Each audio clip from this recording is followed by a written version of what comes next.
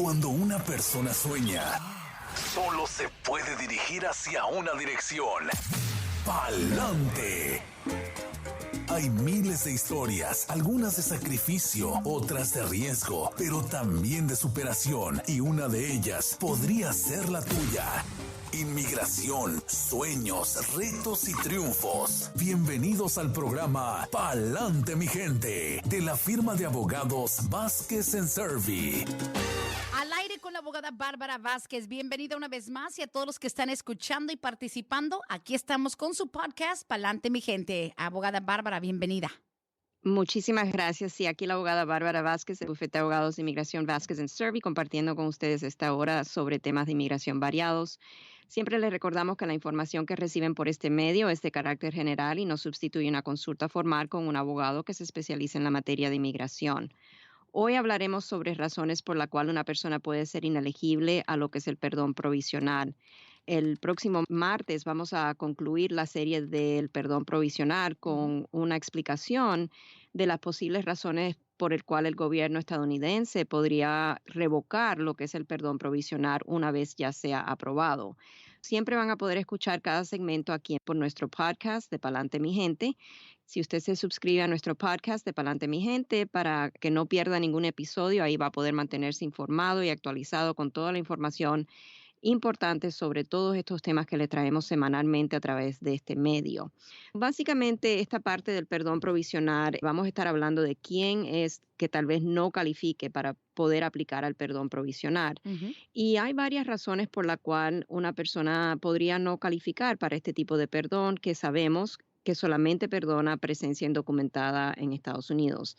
Para repasar, el perdón provisional le permite a una persona quien ha acumulado más de un año de presencia indocumentada aplicar aquí en Estados Unidos y recibir la decisión sobre el perdón antes de tener que salir a su entrevista en la embajada americana. También este perdón aplica a personas que han acumulado menos de un año, pero más de 6 meses. Esas personas también podrían aplicar al perdón provisional antes de tener que abandonar el país. El perdón provisional solamente perdona lo que es la presencia indocumentada que la persona haya acumulado de más de 180 días, pero menos de un año, o un año más. Eso es muy importante hacer ese énfasis porque es aquí donde se complican a veces los casos cuando la persona a lo mejor tiene otra base de ser inadmisible. ¿Qué pasa si la persona ha acumulado más de 180 días pero menos de un año o un año más de presencia indocumentada aquí en Estados Unidos? Hay castigos que básicamente se desatan cuando la persona sale de Estados Unidos para ir a su país natal, a la embajada, y procesar lo que es la residencia permanente. Y si la persona ha acumulado aquí más de 180 días, pero menos de un año, entonces el castigo que se desata es de 3 años.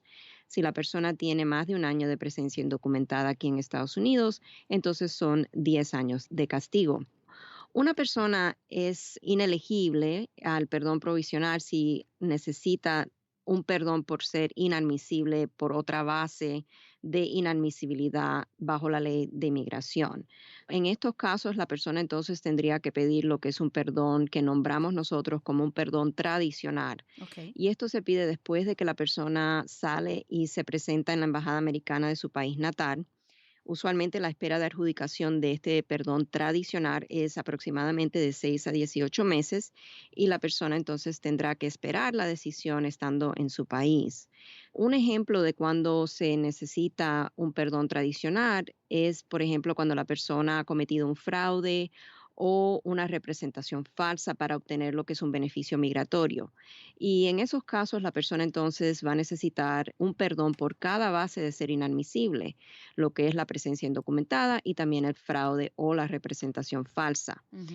Y para ser considerado inadmisible por un fraude o representación falsa, esto es un punto muy importante, no es necesario haber sido arrestado ni convicto de un delito de fraude o representación falsa. Y donde mayormente vemos que esto sucede es cuando un cliente ha pedido, por ejemplo, el TPS con una identidad o fecha de entrada errónea para calificar al beneficio.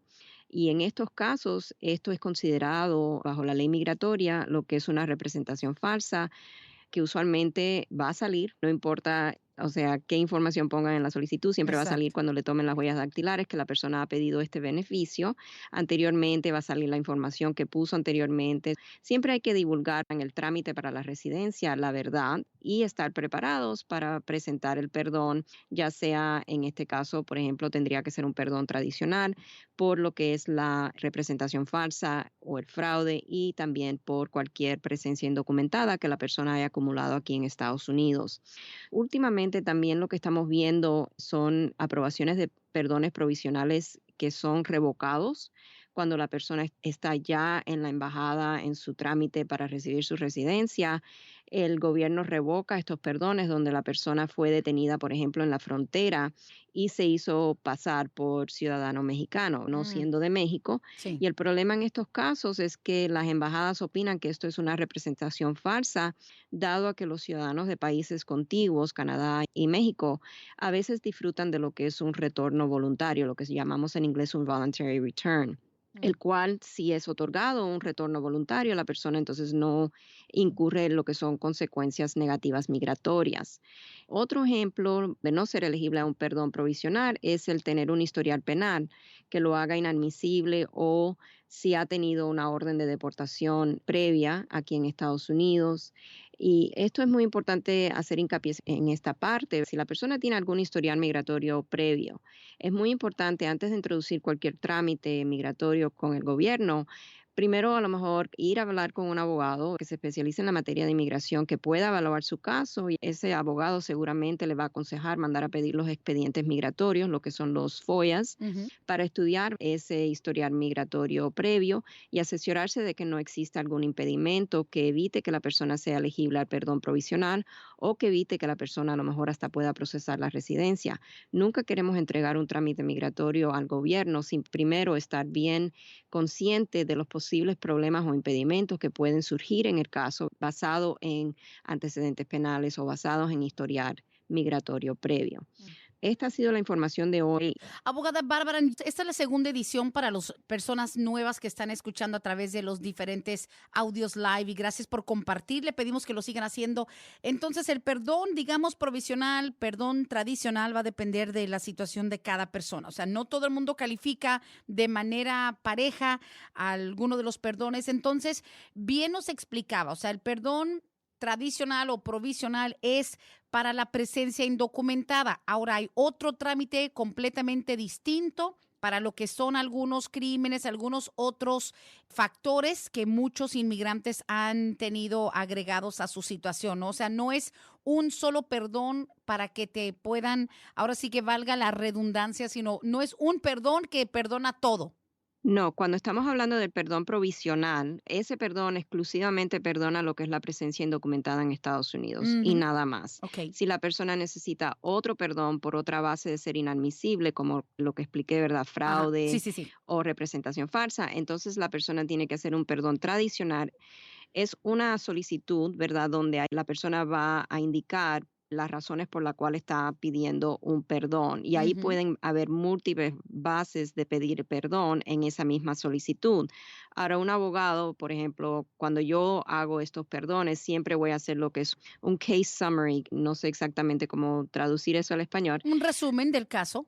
Exacto, so vamos a hacer un resumen del caso y vamos a poner todo lo que es la explicación del estatuto, vamos a analizar el estatuto conforme a cualquier caso que haya salido ante la Junta de Apelaciones, cualquier caso que haya salido ante alguna corte federal, de algún circuito. Siempre vamos a analizar bien el caso para presentarlo al gobierno en la luz más favorable con los argumentos que se puedan presentar para nuestro cliente para tener más oportunidades de éxito. Así es. Ahora, abogada Bárbara, en este podcast de Palante Mi Gente la semana pasada, algunas preguntas llegaron. Le había dicho que teníamos unas reservadas y precisamente siguiendo con el tema del perdón, el perdón provisional, digamos, aquel que obliga a que el inmigrante que lleva tiempo acumulado ya de ser indocumentado en el país. La pregunta que nos hicieron la semana pasada, ¿cómo determinan el tiempo que vas a estar fuera? O sea, porque hay personas que salen y a las 2 o 3 semanas están de regreso, porque hay quienes duran 6 meses, algunos duran años. O sea, caso por caso, ¿quién determina el tiempo y cómo lo determinan? Mayormente, si la persona ha sido aprobada a un perdón provisional y va, por ejemplo, a tramitar su residencia a través de Ciudad Juárez, Mm, cuando sale la persona, usualmente la persona va a salir con un promedio de 2 semanas antes de la fecha de su entrevista. ok. Una vez se presenta en la entrevista, si todo le va bien y no hay ningún problema con el caso donde el gobierno pueda a lo mejor revocar el perdón que ya ha sido aprobado antes de que la persona salió de Estados Unidos, entonces Ciudad Juárez por lo general es bastante eficiente con las aprobaciones de la residencia y la persona usualmente está de regreso en 7 o 10 días después de que se haya presentado a la entrevista en Ciudad Juárez. Ok. Esto varía por embajadas. A veces hay personas que van a ir a, por ejemplo, Honduras, Nicaragua, Guatemala, y esas embajadas a veces se demoran más para aprobar la residencia una vez que la persona ya se haya presentado para su entrevista. Ujú. A veces tenemos espera de 2 meses, a veces mes y medio. Es una variación dependiendo de la eficiencia o cómo trabaje la embajada americana o el consulado americano Ok. en ese país. También si hay problemas con el caso, por ejemplo, puede ser que el caso sea atrasado. Un ejemplo que siempre viene a mente es si la persona, por ejemplo, al presentarse con el médico para su examen médico, lo cual lo va a hacer cuando ya arribe a su país, si se le presenta algún problema de abuso de drogas, alcohol, tatuajes que a lo mejor sean sospechosos de ser vinculados a pandillas, entonces eso puede causar atrasos en el caso. Si la persona es hallada con alcohol en el sistema o alguna droga o admite haber usado drogas en un Mm. pasado, entonces eso puede ocasionar que el médico recomiende que la persona sea puesta en un proceso de remisión, donde la persona tiene que pasar un año fuera de Estados Unidos y estar yendo al azar a consultas médicas para ver si está cumpliendo con mantener el sistema limpio. Ok. Depende de muchos factores, el tiempo y obviamente a qué país. Ahora, una pregunta que nos hacen siempre, abogada, igual lo vuelvo a agregar para las personas nuevas que no nos habían escuchado. El hecho de tener que pedir el perdón provisional, digamos, por la presencia indocumentada, el salir del país automáticamente es en la embajada de su país, ¿correcto? O sea, un peruano, un colombiano no puede elegir salir, digamos, a Ciudad Juárez. Tienen que irse a su país, ¿verdad? Correcto, van a regresar a su país natal para hacer su trámite. A veces hay excepciones. Por ejemplo, si el país está, la embajada o el consulado está cerrado para estos trámites porque hay a lo mejor un caos que está sucediendo en el país, entonces a lo mejor el gobierno estadounidense va a decirle tal vez a un venezolano, por ejemplo, que va a ir a la embajada de Bogotá. Cuando ocurrió lo del huracán Mitch y Sí, estuvo el país bien malo, creo que era el país de Honduras, sí, sí. mandaban a diferentes embajadas para procesar estos trámites. Eso depende, ¿verdad?, de la situación del país en ese momento, pero por lo Ujú. general sí, la persona va a regresar a su país natal. Muy bien, interesante saberlo. Gracias y bienvenidos al podcast Palante, mi gente, con la abogada Bárbara Vázquez de Vázquez y Servi, Brenda Bueno de Oxígeno Radio. Tenemos algunas otras preguntas. Dicen aquí, ¿la petición del perdón provisional la puede hacer el inmigrante o la tiene que hacer el peticionario? La petición de la solicitud para el perdón provisional la va a hacer la persona que está pidiendo el perdón, o sea, el beneficiario, el que quiere beneficiarse de lo que es la residencia, Ujú. pero siempre va a tener que tener una conexión, un nexus familiar con el patrocinador o tal vez una persona que no necesariamente sea su patrocinador. Y aquí estamos hablando, vamos a decir que a lo mejor en este caso es un hijo ciudadano estadounidense que está pidiendo a su padre. Sabemos que a través de ese hijo, el padre no puede solicitar este perdón por presencia indocumentada, ya sea de manera provisional o de manera tradicional. Pero a lo mejor ese padre tiene a un cónyuge, quien es residente, Ok. o tiene a mamá o papá, quien es residente. Esa persona que está pidiendo ese perdón va a tener que demostrar que ese cónyuge o padre o madre va a sufrir un perjuicio extremo si no le otorgan el perdón y lo castigan los 3 o los 10 años, dependiendo en el tiempo de presencia indocumentada. Ok, interesante. Gracias por la contestación. Seguimos.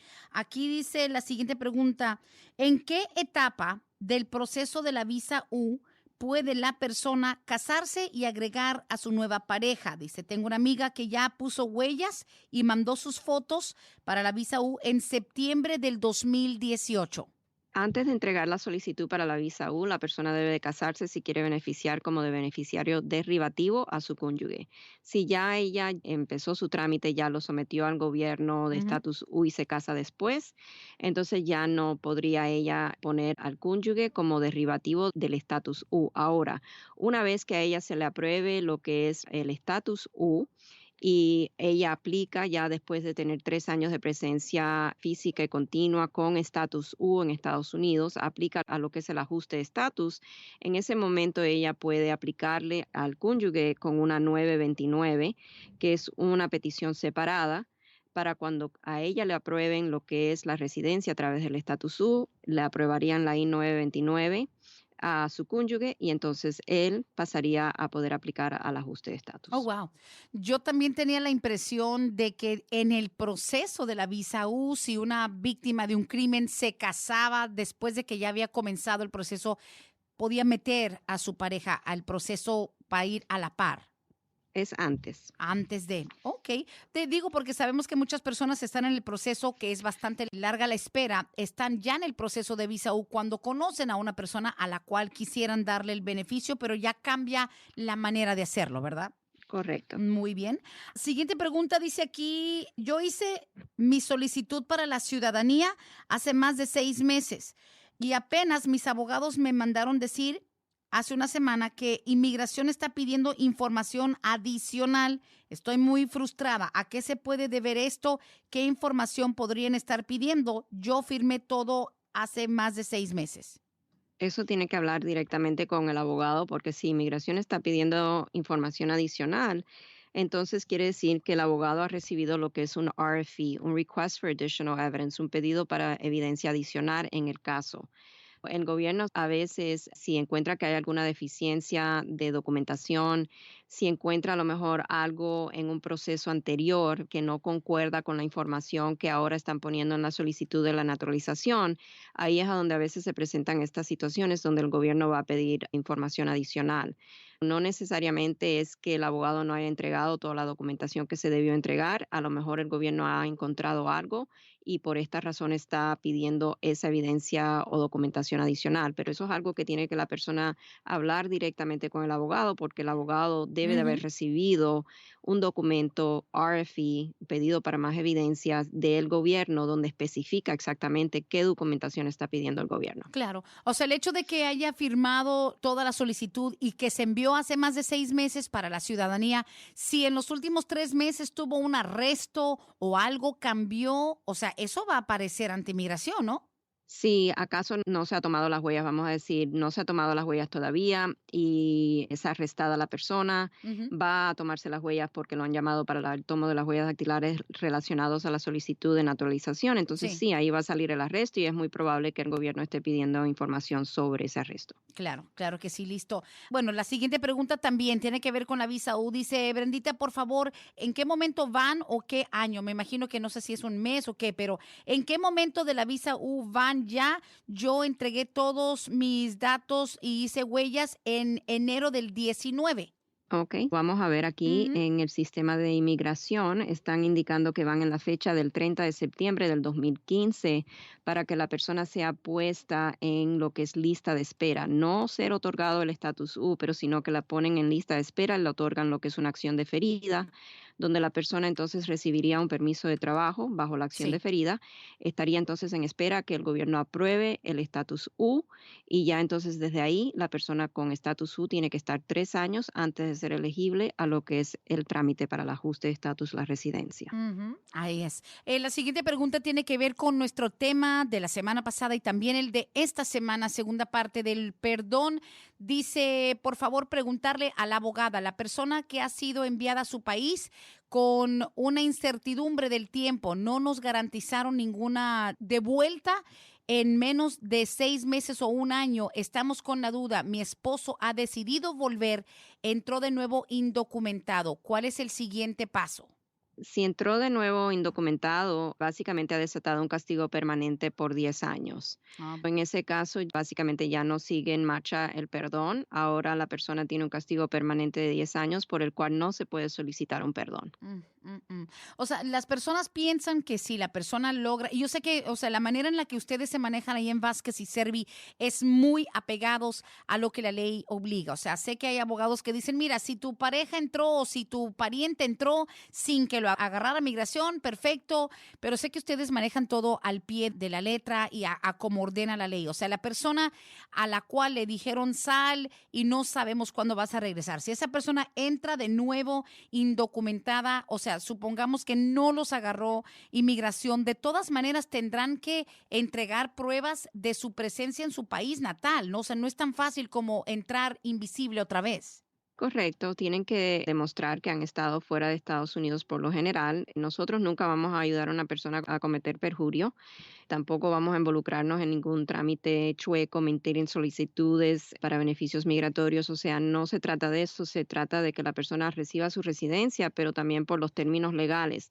De nada le sirve a una persona mentir en una solicitud, recibir su residencia y entonces en un futuro, cuando hace un trámite migratorio para a lo mejor un familiar o hace un trámite migratorio para convertirse en ciudadano americano, le salen los esqueletos del closet. Y Ujú. entonces ahí puede verse la persona involucrada en algo ya más serio, porque ya entonces sería un fraude contra el gobierno estadounidense, lo que Ujú. sería una felonía. Así es, qué lamentable. Bueno, al aire con el podcast, pa'lante mi gente, con la abogada Bárbara Vázquez. Aprovecho el momento para darles la información desde cualquier parte del mundo, literalmente, cualquier parte de los Estados Unidos, país latinoamericano, donde quiera. En estos momentos de crisis de salud, los abogados Vázquez y Servi siguen atendiendo por vía telefónica, videollamadas, FaceTime, etcétera.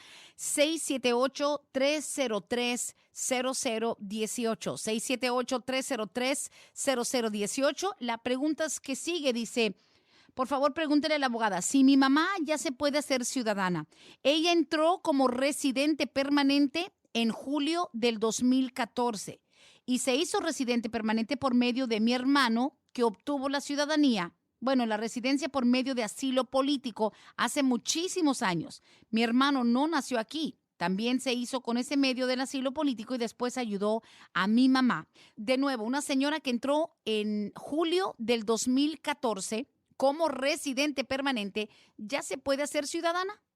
Ya ella tiene 5 años de haberse convertido en residente permanente. Si no hay ningún impedimento sobre el caso, sí, ella puede aplicar a la ciudadanía. Ahora tomar en cuenta de que le van a exigir, dado el poco tiempo que lleva con la residencia, Ujú. que haga el examen de ciudadanía en inglés.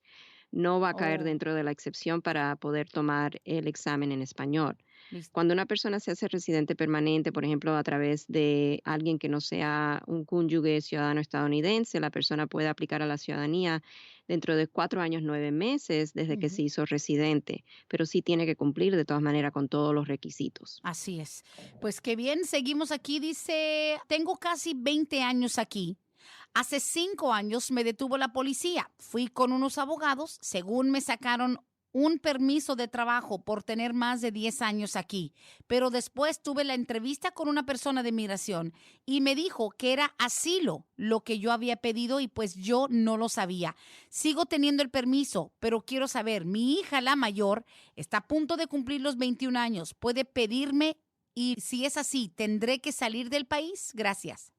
Ok, lo que no estamos claros es que cómo entró hace 20 años a Estados Unidos, ¿verdad? No sabemos si entró de manera documentada o indocumentada. Vamos a asumir para propósito de la respuesta Ajá, que hace 20 años esta persona entró al país de manera indocumentada y ok. que nunca ha salido de Estados Unidos desde que entró. Entonces, en este caso, cuando la hija cumpla los 21 años de edad, sí, la hija puede hacer un trámite por él, pero el problema que puede presentarse en el caso es que, dado a la presencia indocumentada en Estados Unidos que la persona ha tenido de más de un año aquí, entonces va a requerir lo que es un perdón por esa presencia indocumentada. Y si no tiene mamá o papá o cónyuge residente o ciudadano, entonces no va a poder ser elegible para pedir el perdón de presencia indocumentada. A través de los hijos no podemos pedir ese perdón. Mm. Tendríamos que evaluar, ¿verdad?, los factores en el caso, historial migratorio y también las relaciones familiares que él a lo mejor tenga para ver si califica a un perdón por por presencia indocumentada. Claro, claro. Y hay que recordar precisamente ese tema que nos tiene en esta serie de 3 programas, lo del perdón provisional va a depender de otros lazos familiares, no necesariamente de los hijos, así que hay que tomar en cuenta que no todo es, como dice usted, una sombrilla, no es automático. Exactamente. Ok, continuamos. Dice aquí, yo metí mis documentos de la visa U en febrero del 2016. Yo ya estaba con mi pareja, pero los dos estábamos casados con otras personas, nos divorciamos y todo para hacer el trámite. Dice, pero yo ya estaba embarazada de mi hijo que nació en el 2017. Nos dijeron nuestros abogados que si podíamos demostrar que ya estábamos juntos, sí podía yo agregar a mi pareja y que solo teníamos que enviar las actas de divorcio de las relaciones anteriores y nuestro nuevo matrimonio. Nos acabamos de casar en agosto del 2019. ¿Sí se puede demostrar la existencia de una relación antes de que existiera un matrimonio? No, eso es erróneo. Aunque exista la relación, inmigración requiere una relación formal Ajá. y no pueden estar obviamente casados, no pueden proyectarse como casados con 2 personas a la misma vez. O sea, Sí, claro. aunque vamos a decir en el estado donde la persona esté viviendo con su pareja, reconozca ese estado, lo que es el matrimonio bajo ley común, lo que se llama common law marriage. Sí. Un matrimonio bajo ley común no va a ser reconocido si la persona está casado y existe un impedimento a un nuevo Sí. matrimonio, ya sea un matrimonio formal por la Corte Civil o ya sea por lo que es un matrimonio bajo ley común. Ok. En el estado de Georgia no existe el matrimonio bajo ley común desde el 1 de enero de 1997. Ok, o sea que se puede, obviamente, si estaban ambas personas sin divorciarse de sus exparejas, pero la relación entre estas 2 personas ya existía igual. O sea, a lo mejor les ayuda el hecho de tener un hijo, pero no les cierra el deal. Como quien dice eso, no les garantiza que inmigración lo va a contar desde entonces. No, y para este propósito no estamos diciendo tampoco que ella no va a poder ayudarle a derribar el beneficio. Lo Ajá, único es que ya que ahora existe el divorcio y ya ella empezó su trámite para el estatus U antes de casarse con su nueva pareja, ajá. tiene que esperar simplemente a que ella sea aprobada para el estatus U y pueda entonces hacer su trámite para el ajuste de estatus y introducir entonces la I-929 para él. Ujú, así es. Gracias por las preguntas. A ver, aquí a través de Facebook dice aquí, buenos días, yo soy ciudadana americana por matrimonio con mi pareja. Tengo mis 2 hijos en México, nunca han venido aquí. ¿Los puedo pedir o también hay tiempo de espera? Gracias. Ella es ciudadana, dice, ¿verdad? No Se hizo, residente. se Ok. hizo ciudadana. Right. Si es ciudadana estadounidense y se hizo residente y después ciudadana por medio de su pareja, entonces sí, o sea, ella puede hacer una solicitud para sus hijos y no debe de haber lista de espera porque los hijos serían considerados lo que son immediate relatives, Ujú, relacionados inmediatos. ujú, De la única manera que existiría una lista de espera en esos casos es si los hijos, por ejemplo, son mayores de 21 años de edad o si están casados. Entonces ahí ya existiría una lista de espera y caerían dentro de lo que es una categoría de visas familiares donde sí existe espera. muy bien. Aquí dice, buenos días, quisiera saber, yo tengo un seguro social que me dieron cuando era menor de edad en California hace 28 años. Ahora estoy en proceso por uno de mis hijos. Quisiera saber, ¿retengo el mismo seguro social o hay que cambiarlo? Gracias. Sí, el Social Security se lo dieron cuando existía la posibilidad de obtener Social Security sin necesidad de documentos migratorios, que parece ser ya como hace más de 28 años que le dieron ese social. Ujú, Ese social seguramente es un social bueno y no va a ujú. cambiar, sigue siendo el mismo para toda su vida. Muy bien, excelente, pero tiene que reportarlo como tal, o sea, como su propio seguro, no es que le van a borrar, o sea, como quien dice, borrón y cuenta nueva, sobre todo con la cuestión del seguro social, ese sí se mantiene hasta el final. Sí, el Social Security que le dan a una persona es de por vida. Por ejemplo, Ya. aunque le den un Social Security con una limitación, lo cual ya hace años que el gobierno está Ujú. poniendo limitaciones en la tarjeta de Social Security para personas que no tienen residencia todavía, a lo mejor tienen un permiso de trabajo, dice no válido sin permiso de inmigración. Ujú. Eso seguro sigue siendo para toda la vida de esa persona. Ok, muy bien. Aquí dice Brenda, pregúntale por favor a la abogada, las personas que están detenidas en la cárcel de inmigración, ¿audiencias serán en orden del arresto o son simplemente por personas que ya tienen historial? No le entiendo muy bien la pregunta. O sea, sé que usted en sí tiene miembros del equipo de Vázquez y Servi que se enfocan en esas cuestiones. Ahorita con la situación internacional, con la salud, abogada, ¿cómo están avanzando esos casos de personas detenidas en hold de migración? Las personas que están en hold de inmigración y tienen ya una audiencia programada, eso no depende necesariamente ni del delito, ni cuándo la persona fue detenida, o sea, más bien va a depender de la agenda del juez, Ujú. cuándo el juez lo va a poder programar para escuchar esa audiencia y va a depender también, por ejemplo, si la persona a lo mejor es una audiencia para una fianza, esas son otorgadas más rápidamente, si es Ujú. una audiencia ya para decidir, ¿verdad?, el caso o a lo mejor la persona presentar su defensa. Esas audiencias siguen, no obstante a que estemos bajo una orden ejecutiva de resguardarnos en casa. Sí. Esas audiencias de personas detenidas y personas que han tenido detención y que se tienen que estar reportando a la corte, esas siguen y continúan hasta la fecha de hoy. Muy bien. Aún con todo y eso, la gente necesita que se lleve el monitoreo. O sea, eso es lo que me interesa mucho que la gente sepa. Ustedes pueden llevar monitoreo de este tipo de casos. Obviamente hay que hacer una recopilación de toda la información. Esa es la única, yo creo que pequeña desventaja de una firma como ustedes que viene a recibir casos de personas o que han hecho sus solicitudes solos, abogada Bárbara, mucha gente que hizo el DACA solitos, las renovaciones solos, pero ahora, y también, o sea, personas que están haciendo visa U solos, pero ahora que o tienen abogados que son ineptos o que son inescrupulosos o malos abogados que no contestan, que no están accesibles. Ustedes pueden tomar esos casos. La gente puede cambiar de representación, pero es importante que sepan qué les va a tocar. No empezar de cero, abogada, pero sí traerle todo a ustedes para que tengan un conocimiento más profundo. O sea, no hay que asumir que ustedes tienen una bolita mágica, se meten en la computadora y dicen, ay, sí, ya estoy viendo todo lo que ha pasado en tu caso. Eso no es así.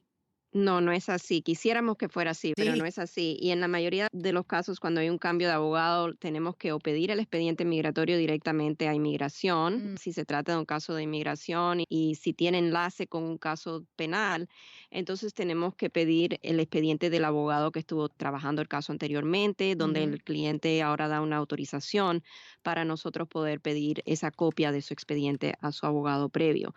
También quiero hacer énfasis porque este tema que hemos tocado ahora mismo es muy importante, Sí. dado a que a veces hay una falta de cooperación o de información entre el cliente y el abogado y esto hay que disminuirlo, Sí, eliminarlo. Por ejemplo, sí. ayer yo tuve una llamada que me sorprendió mucho de la esposa de un cliente mío quien se entregó a las autoridades de Gwinnett County Ujú. porque había tenido una orden de arresto que Sí. estaba pendiente y el abogado Sperling lo está representando. Oh, goodness. Ok.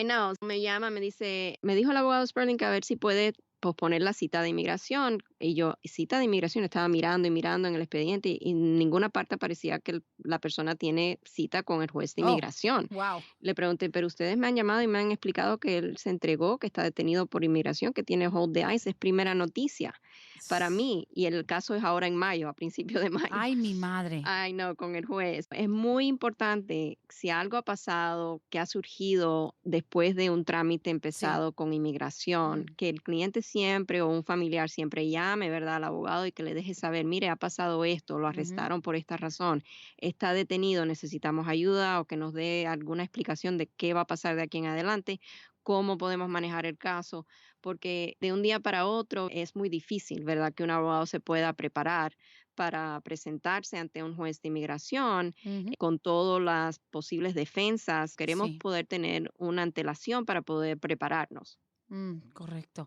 Importante también la colaboración, como dice usted. Tengo que decirlo, me hago responsable de lo que voy a decir en este momento, abogada, y no tanto que venga de usted, pero por lo que he podido ver y observar en años de estar entrevistando no solamente abogados como ustedes, sino también de gente que están muy molestos con la representación que se les ha brindado en otras oficinas legales.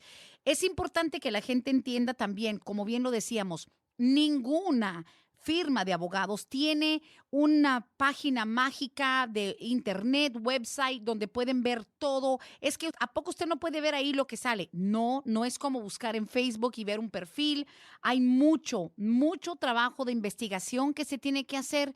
Cuando al cliente se le pide algo es porque ustedes lo están necesitando. Y lamento mucho decirlo, pero hay personas que dicen, ay, no, qué flojera. No, pues yo le di el caso a ellos para que me lo manejaran.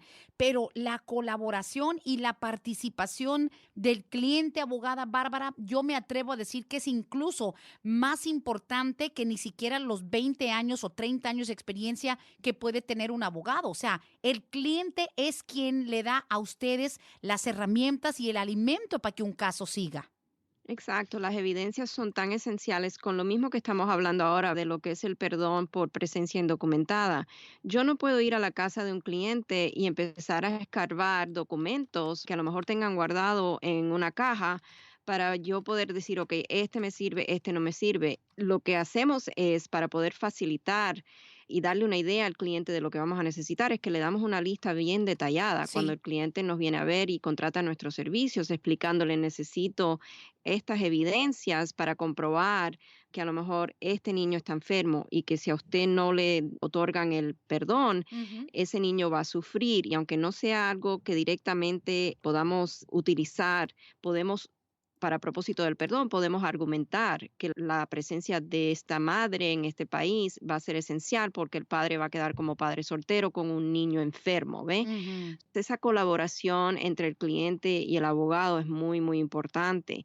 Nosotros podemos darle las ideas, ¿verdad? Decirle esto es lo que necesitamos, pero no podemos ir y buscar las Exacto. evidencias. A veces cuando se trata de un caso en una corte penal o se trata de buscar un expediente migratorio, obviamente sí, tenemos Ok. la posibilidad de pedir esos datos. Ujú. Podemos hacer un pedido directamente a las diferentes cortes donde la persona ha tenido antecedentes penales. Podemos pedir el récord a la FBI, al GCIC aquí en Georgia. O sea, Ujú. podemos ayudar en ese aspecto, pero Sí. documentos personales, la persona tiene que hacer lo posible por conseguirlo. ¿Cómo no? Abogada, tenemos una pregunta y es poca la información que tengo. Un señor dice, mi hija lleva un año detenida en Ocilla, pero lleva un año detenida, su hija, en Ocilla, Georgia, que es una de las cárceles de inmigración, y que es por un DUI, y sin embargo, ella tenía DACA y está casada con un ciudadano, pero le han negado el bond de inmigración. ¿Tiene alguna idea de por qué esto se puede dar? Yo sé que bajo esta administración, cuando la persona ha tenido algún DUI, puede ser que el juez que le tocó o en el momento que le tocó ese juez, Ah, right, el juez ya. decidió que esta persona es un riesgo para la sociedad.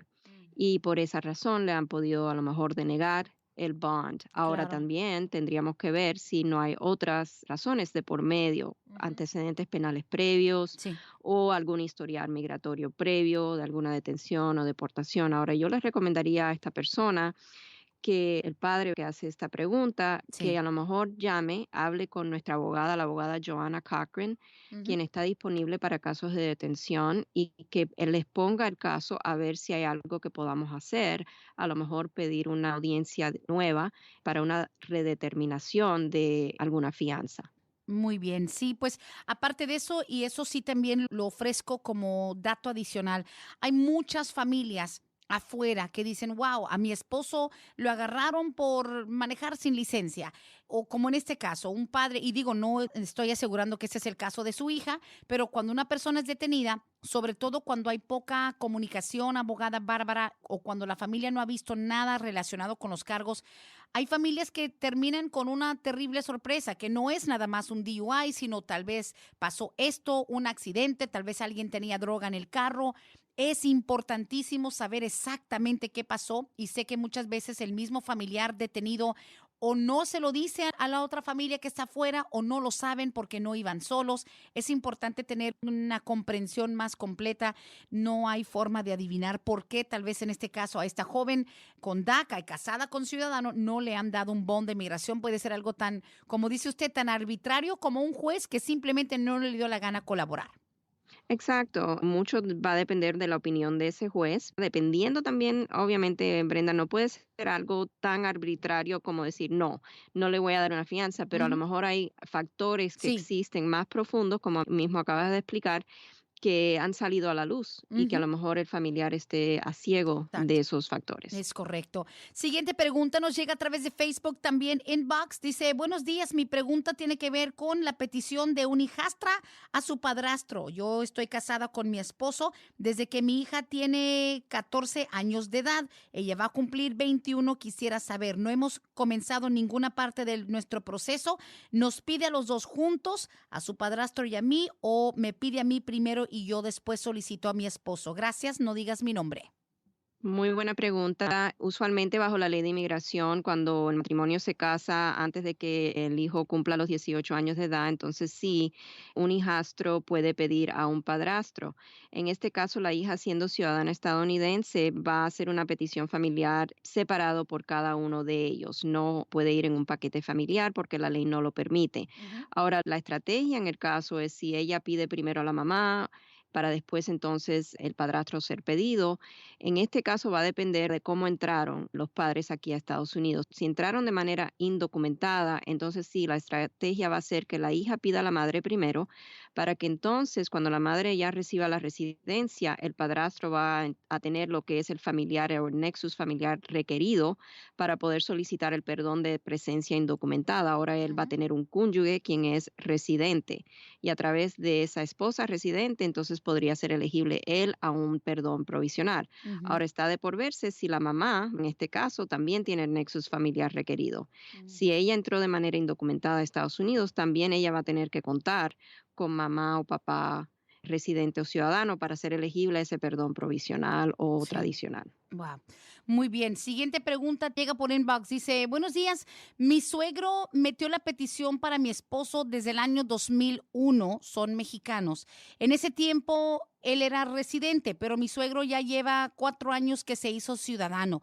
También tenemos una hija de 17 años con mi esposo. ¿Cuál es el siguiente paso? Ok, en este caso, desde el 2001, en este caso él está casado, estamos Ujú. viendo la categoría preferencial 3 de México, van en la fecha del 8 de mayo del 96. Cuando el suegro pidió al esposo de esta señora, si no estaba casado y se mantuvo soltero, el hijo, ¿verdad? Se mantuvo soltero, Sí. entonces la petición continúa Ok. hasta que ya se haga residente. Si se casó antes de que el papá se hiciera ciudadano, esa solicitud queda caducada por operación de ley. Es muy importante estar seguro de Oh, que el sí. matrimonio entre ellos ocurrió después de que el papá se hizo ciudadano para que entonces el hijo cayera dentro de la categoría preferencial 3, Ujú. donde en estos momentos están mirando que van en la fecha del 8 de mayo del 96. Si la solicitud es del 2001, hay que esperar. Listo. No, dice, todavía no nos hemos casado. Estábamos pensando en hacerlo ahora que mi suegro es ciudadano, pero no queríamos dañar la solicitud por si acaso había que hacer otra cosa. O sea, no, la señora no estaba casada, no están casados todavía. Se Ok, pueden casar ahorita ya sí, ¿verdad? sí, se pueden casar. Estoy asumiendo que el hijo ya es mayor de edad, Sí, sí, más de claro. 21 años de edad, todo Ujú. eso. Sí, se pueden casar ya que el suegro es ciudadano, no hay ningún impedimento, no hay ningún temor de que la solicitud no siga en marcha, no hay ninguna revocación automática por operación de ley. Lo que sí le voy a aconsejar es que definitivamente vengan, hagan citas si quieren con nosotros, si no con un abogado que se especialice en la materia de inmigración para hablar más a fondo de los pasos a seguir una vez que la fecha de prioridad esté vigente. También quiero hacer aquí notar que hay dos diferentes tablas del boletín de visa. Uno es el que controla exactamente la fecha de prioridad y esa es la fecha que le asignaron a la solicitud cuando el papá hizo la solicitud por el hijo. También hay otra tabla que nos dice, ok, cuándo la persona va a poder empezar su trámite con inmigración, no necesariamente que ya la fecha de prioridad esté vigente. Y esa segunda tabla para la categoría 3 de México ya va en la fecha del 15 de julio del 2000. Va avanzado el proceso.